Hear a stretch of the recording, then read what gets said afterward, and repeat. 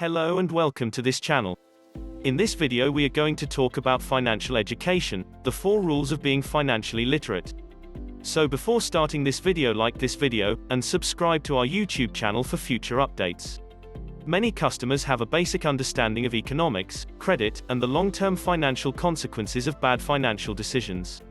In reality, one of the key reasons many Americans struggle with saving and investing has been identified as a lack of financial understanding. The Financial Industry Regulatory Authority, FINRA, administers a 5-question test, as part of its National Financial Capability Study every few years, which assesses consumers' understanding of interest, compounding, inflation, diversification, and bond prices. Just 34% of those who took the most recent test got 4 out of 5 questions right, implying that the fundamental economic and financial concepts that underpin these issues are widespread. Consumer preferences and financial goods have changed, making it more difficult for Americans to control their finances.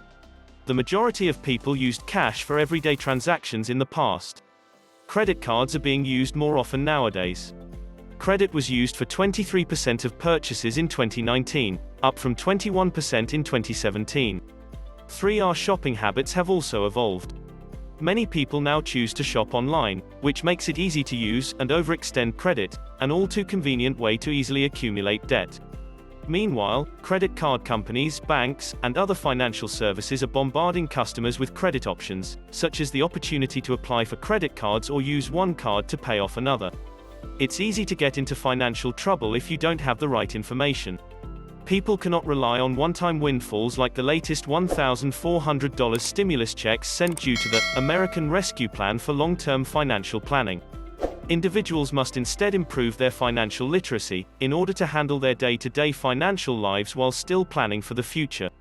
Educators strive to include a diverse range of subjects in the mandatory curriculum for young adults. However, there is one important aspect of life for which students, of all ages, lack sufficient knowledge: financial literacy. Now you might be wondering, what is financial literacy? That is an excellent issue. Despite the fact that financial literacy is essential for good adulting, only 17 states require high school students to take a financial literacy course. These classes have been shown to improve a student's ability to make sound financial decisions. Furthermore, students who have taken some personal finance courses are much more likely to save money, spend wisely, and invest wisely. Perhaps we should reconsider how we educate, or do not educate, students on these critical life skills.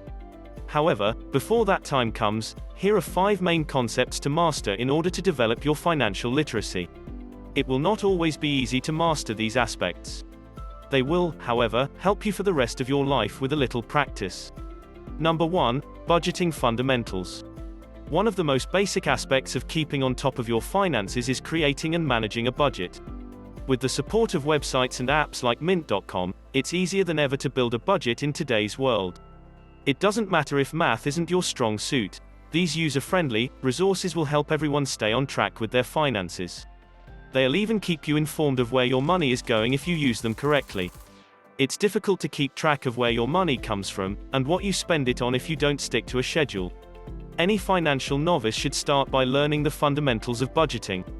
As a college student, you will almost certainly need to budget your money. What percentage of your income do you devote to clothing, school and apartment supplies, and late-night pizza dinners? Your student bank account app will sometimes inform you how much you're spending, and where you're spending it. Use that as a guide to determine how much money you can set aside for each category and stick to it. Number 2. Getting a glimpse of interest rates. While a mathematics course can touch on the principles, it's important to consider various aspects, such as compound interest. What is the reason for this? It can not only help you save more money, but it can also mean the difference between borrowing a small amount and repaying far more than you need to for years. Understanding the ins and outs of interest has a greater effect on your finances than you can know, so it's a crucial principle to grasp early in life. Real life, if you have student loans, you would have to deal with interest rates and interest repayment earlier than you think. Check out FINRA's loan payment calculator to see how much interest you'll end up paying on your student loans after college. If you haven't yet borrowed money for college, it's a good idea to look at interest rates and expected loan payments after graduation to get a sense of how much to borrow right now. Number 3. Making savings a priority. Savings is, without a doubt, an integral part of keeping a stable financial position. However, the majority of students do not place as much emphasis on this factor as they should. It's easy to overlook stuff like retirement because it seems so far away. Early savings education will help you develop the experience, practice, and collection of skills you'll need for the rest of your life.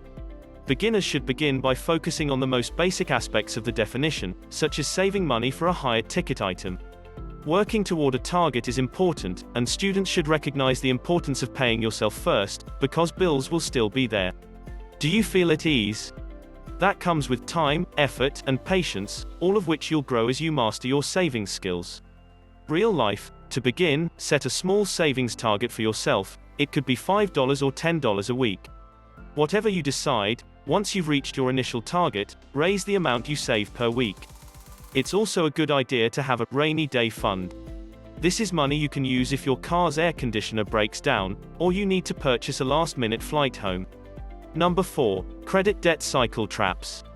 Meaning, it's much easier to lose credibility than it is to win it, and many students are unaware of how easily their credit can be ruined. Or how difficult it is to reclaim credit until it is too late. That is why it is important to have debt education as soon as possible. Credit can be a very valuable asset if it is properly handled. Making rash decisions when you're young will cost you in the long run, so it's important to understand the principles and tools behind responsible credit practices as early as possible. Real life, you may be bombarded with credit card deals as soon as you arrive on campus. Just because you've moved out of mom and dad's house, and are actually on your own, doesn't mean you can sign up for every credit card available. If you do need a credit card for an emergency, shop around to see which deals are right for you and your student budget. When you do have one, make sure you use it responsibly.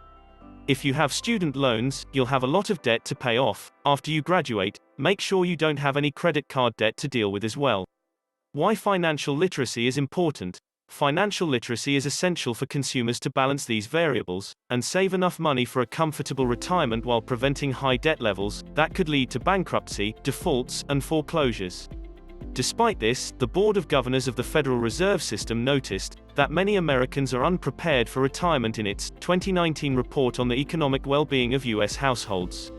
Just 1/4 of those not yet retired said they have no retirement savings, and less than 4 in 10 said their retirement savings are on track. Nearly 60% of those with self-directed retirement savings confessed to having poor confidence in their ability to make retirement decisions.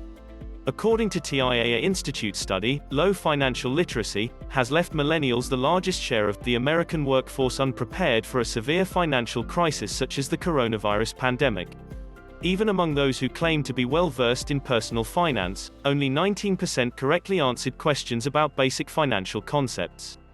Inexpensive alternative financial services, such as payday loans and pawnshops, are reported by 43% of respondents.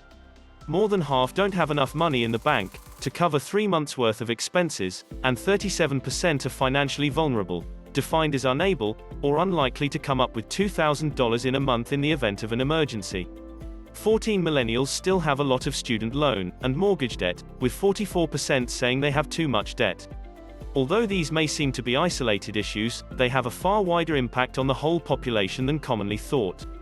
To see the financial effect on the entire economy that resulted from a lack of knowledge of mortgage products, one just needs to look at the financial crisis of 2008. And therefore a vulnerability to predatory lending.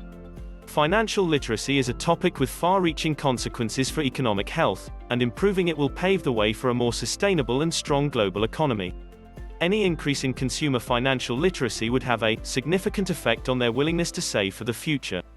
Consumers are being forced to shoulder more of the burden of investment decisions in their retirement accounts, all while trying to decipher more complicated financial products and options, which makes basic financial knowledge all the more important. Financial literacy is not easy to achieve, but once achieved, it will greatly reduce life's burdens. What do you think about this video? Which of the following facts about how to become a wealthy entrepreneur you find most interesting? Do let us know down in the comment section below. If you learned something new from this video, like this video, and be sure to hit that subscribe button before you go.